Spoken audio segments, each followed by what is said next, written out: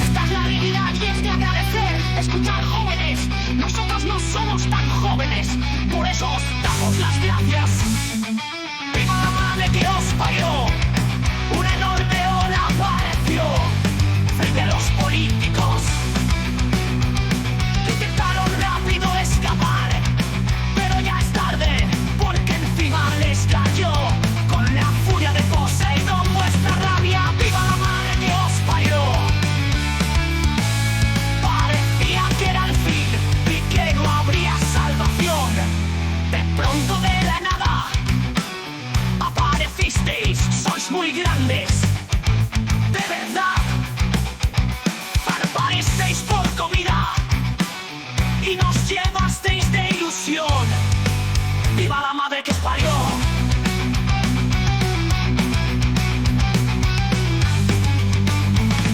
Os habéis llenado de barro por ayudar a nuestros vecinos.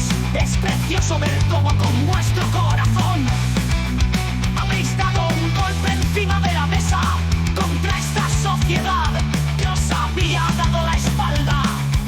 ¡Viva la madre que os parió!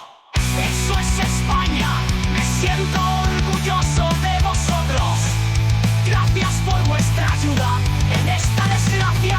Vosotros sois la verdadera razón de vivir nuestros sueños sin temor. ¡Viva la madre que os parió!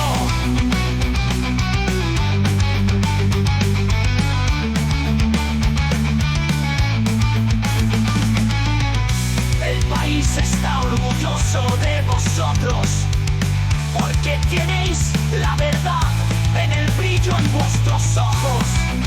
Por eso quiero verme aquí, junto a ti toda la vida, descalzo sobre el barro.